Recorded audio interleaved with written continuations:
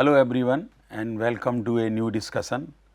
In this we are going to discuss the flow to a well, especially that groundwater flow to a well, and we will see that how Darcy law is also applied here. Also we will be discussing drawdown and other things in confined aquifer conditions and unconfined aquifer conditions. So, this is one of the important applications of Darcy law is in the considering flow to a well or borehole. See, whatever the discussion so far we had, one thing you have to keep in mind that we do not have exact information about subsurface conditions or geologic formations. So, whatever the information we get is through mostly unless there are some other geophysical investigations or other things. Otherwise, whatever the information we get only through the either a well means dug well, open well or a bore well. So, about the different geologic formations, what is the water level, water table, how water is flowing towards a well, confined aquifer conditions, unconfined. Most of these informations we gather through the wells or through geophysical techniques which we would be discussing in groundwater exploration when that discussion comes. So, here we will be seeing that how Darcy law can be also be applied to a when flow is towards a well or in a well conditions, in a subsurface condition.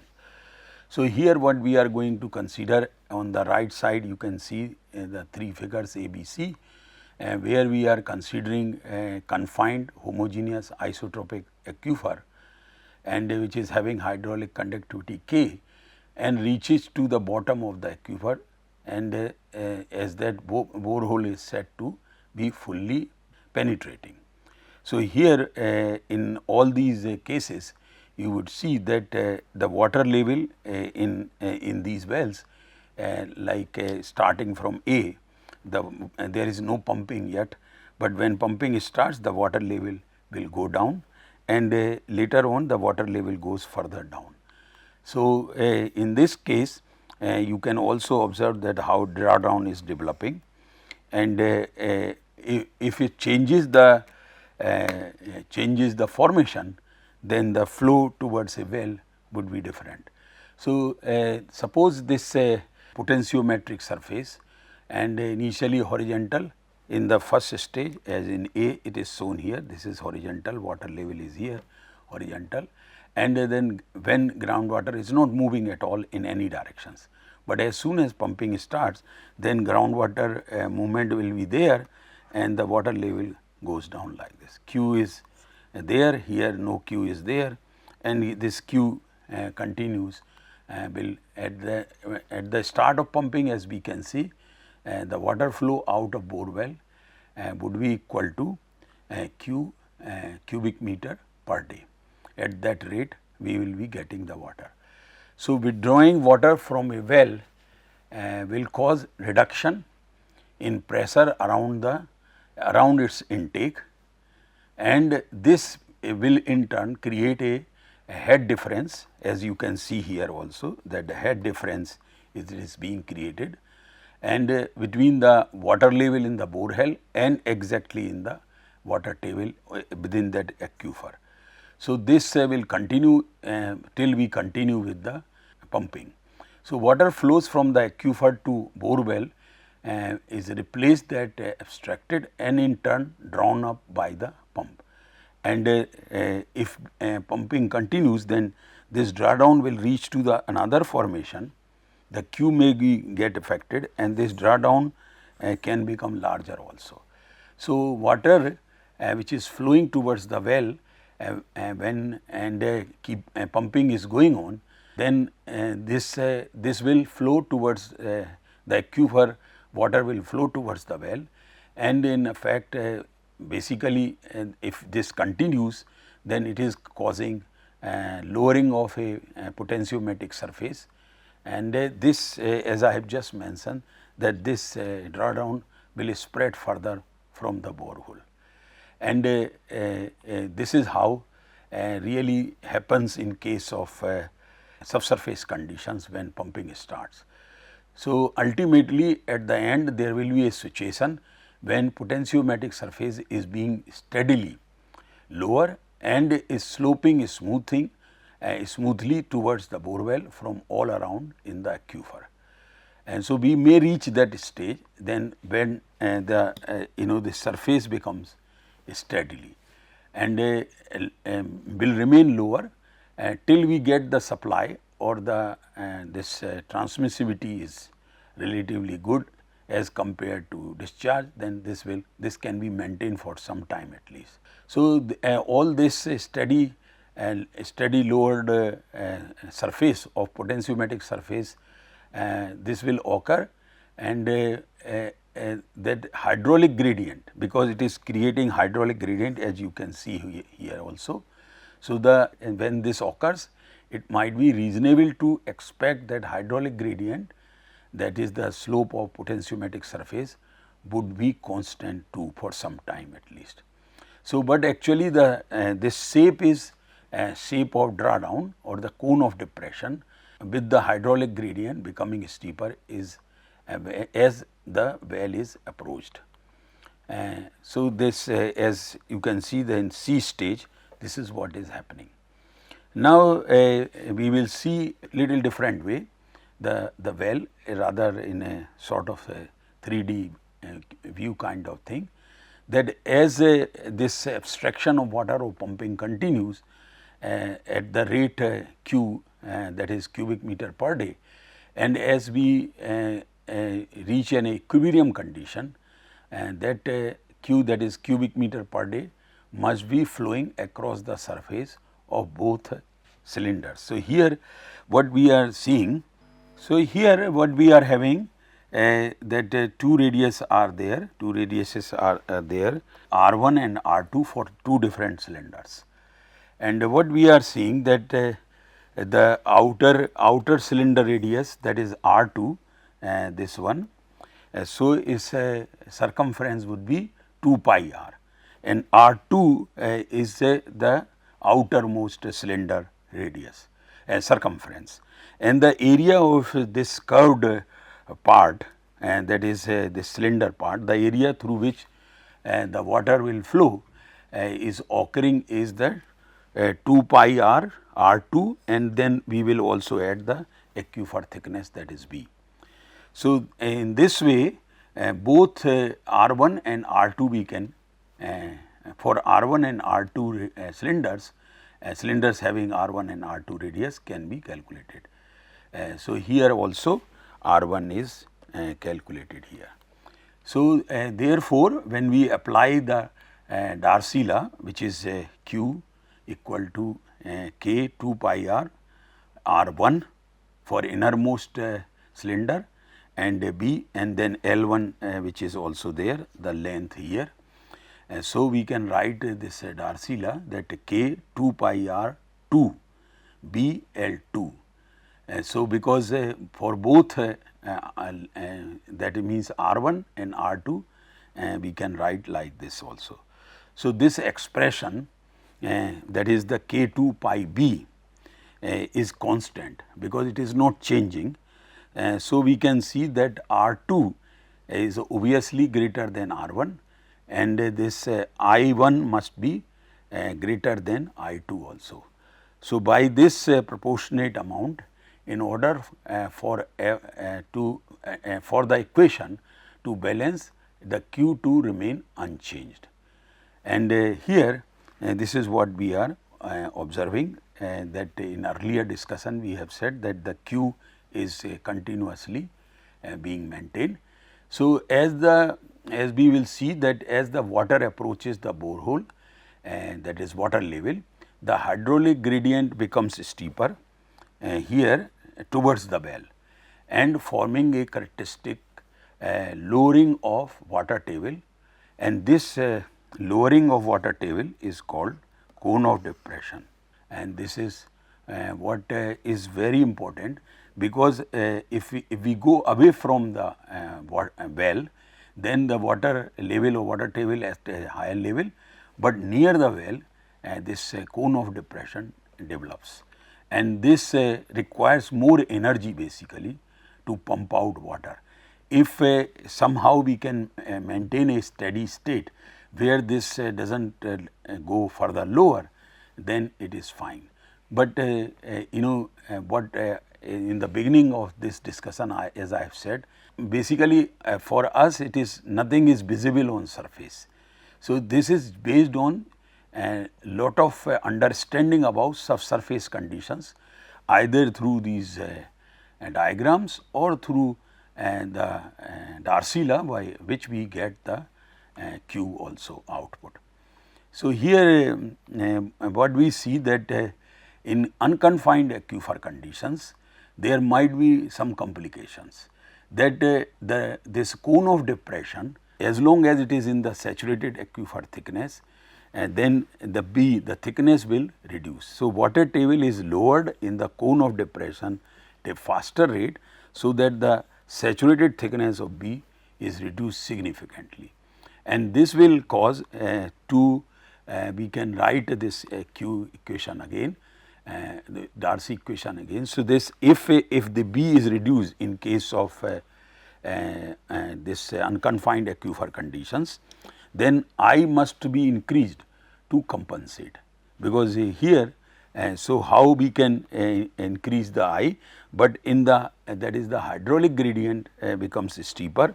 The water table in the center of the cone of depression is lowered more faster, and which means decreasing B or thickness of the aquifer more or further, so that it must be increased again. So, continuous increase in the I must be done to compensate lowering of the water level in unconfined aquifer conditions. So, now instead of only vertical flow component, horizontal flow component, now vertical flow component will also come, and that means now we are talking about in 3D, and that not only horizontal flow within the aquifer, but also from top to bottom, like in this situation it will happen that water level is somewhere here, or we are this cone of depression or the center of cone of depression is lower, and then this hydraulic gradient will also come into effect, will start playing its role.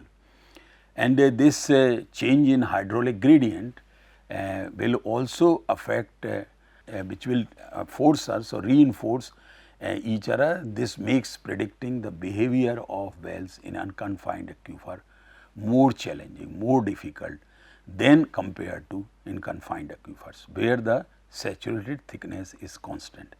And in earlier discussions I told that getting in Indian conditions, there are not many confined aquifer conditions, especially in hard rock terrain I am talking, and therefore these estimations about the Q and how much withdrawal can happen and how long it can happen, this becomes much more challenging because of many hard rock terrain unconfined aquifer conditions. So, if this hydraulic gradient or the influence of artificially created hydraulic gradient because of pumping in around the well, bore well or tube well, the groundwater will percolates through the aquifer until it reaches to immediate vicinity of the well. So, it will definitely percolate downward, and this has to cross the well face, like here it has to cross the well face and enter in the open space of the well bore before it can travel up or down to the well to the pump. And as also we have been discussing that in unconfined aquifer conditions, the best practice is that continuous pumping should not be done, because otherwise this cone of depression will become more deeper, and we will require the Q will reduce because the thickness is reducing, and we will require more energy to maintain the same Q, and at some stage we may not be able to maintain the Q as in the beginning. So, in the operations, the best practice is that intermittent withdrawal should be done rather than continuous withdrawal, especially I am talking about in unconfined aquifer conditions. So, as we can see that when the flow reaches the well face on the sides, the water may be travelling at such a speed that it may significant kinetic energy. It may have the significant. Now, if flow towards the well from the surroundings is very at very high velocity, then it may damage also the well also. And well means there will might be some erosion, and we may not get the as pure water as initially we get water with lot of sediments also, or rock pieces, very small rock pieces, and so on and so forth. Because of this kinetic energy is higher, which will dissipate or create turbulences. So, remember when we have been discussing about laminar flow and turbulent flow. So, Q should be maintained in a manner that the flow towards a well should never become turbulent. If it becomes turbulent, then it will create the problems towards the health of the well as well, and of course, it will reduce the your Q also, or discharge from the well. So, this has to be maintained very well, and all this this knowledge, or the fact that to enter the well, water may have to negotiate some form of slotted lining tube, because in most of the wells the top part is basically we are having a complete closed pipes, and later on where we expect the water, or in where water is there, we are having the slotted pipes which are having holes, linear holes there. So, if this is the situation, then these water has to pass through this slotted lining of the tube, or a portion of aquifer whose permeability has been reduced by the act of drilling of the borehole.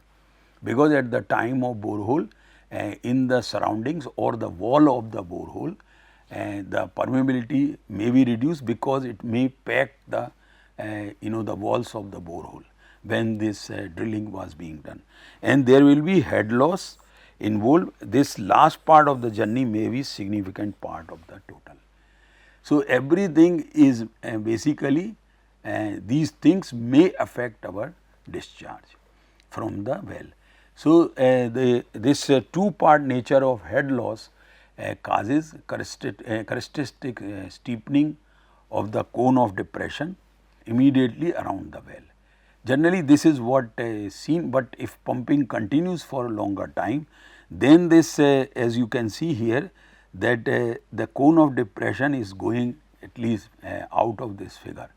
So, as bigger it becomes, there might be some other problems also. So, there is that is why aquifer loss or well loss situations will come. So, pumping water level in the well is usually some distance below the depressed potentiometric surface and just outside the well face. And this total head loss, that is the distance between pumping water level and the static or rest of the water level, like here and the water level here, then that is called basically the drawdown. And this is a very smooth curved line, and not a straight line like this, but it is a smooth curved line is there, and it is a convex kind of situation in subsurface conditions. So, the part of drawdown that results from water flowing through the aquifer to the well is called aquifer loss, and this is again this aquifer loss is here. That means, in this part of the well you do not have now water left, water has gone down, but here this is the saturated part and this becomes unsaturated, this part. So, that part that occurs as the water actually flows into the well across the well face is called the well loss. And this ratio of aquifer loss to the total drawdown is a measure of efficiency of a well as the engineering structures for abstracting groundwater.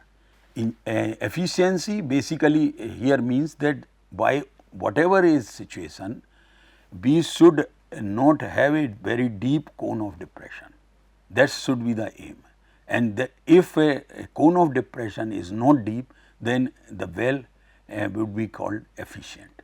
So, these head losses like aquifer loss or head losses are important, because in order to lift the water to the ground surface, the pump must impart energy to the water. This I also indicated earlier, that as cone of depression becomes deeper and deeper, more energy would be required to pump out the water or even maintain the same discharge from the well. So, here what we can say that the greater the drawdown, the more energy is needed. So, it is a sort of directly proportional in that sense, that so drawdown should be kept as optimum as possible. So, therefore, it is essential that the well should be efficient as possible. Essential, in other words, that drawdown should be kept in minimum. It is very, very important, and especially in unconfined aquifer conditions, because the aquifer thickness reduces sharply quickly as compared to in confined aquifer. So, your Darcy law, as soon as the water becomes the flow becomes turbulent, Darcy law cannot be applied, and this well or Q becomes completely unpredictable. So, now useful way of assessing the behavior of a well is to pump the well at different rates and measure the drawdown at each rate. H it is shown here. These are this is the theoretical yield depression curve. We have all earlier time also in a few lectures back, we have seen this figure also, same figure. So, these are the yield depression curve by which we can assess the behavior of a well in relative to how the pumping is done at different rates and with gap or no gap, that kind of thing. So, these the pair of these figures which are plotted in this form, which are called yield versus drawdown graph, and also called yield depression curves, because they will as per Darcy law this is expected, but the real one might be a curved one. So, in confined aquifers, that pumping water level is above the top of the aquifer, so that the saturated thickness and transmissivity are constant in confined aquifer conditions, and therefore, the yield depression curve should be in theory be a straight line as shown here as per the Darcy law, and but in unconfined aquifer conditions this will not be exactly same as in confined. So, in practice the relationship is more likely to be curved, not a straight line, because at a certain stage you do not get exactly the Q discharge or Q as per the Darcy law. So, here we ends this discussion, and we will continue on this related with some other aspects of well behavior and aquifer behavior in case of pumping, whether it is a constant Q or a varying Q. So, thank you very much.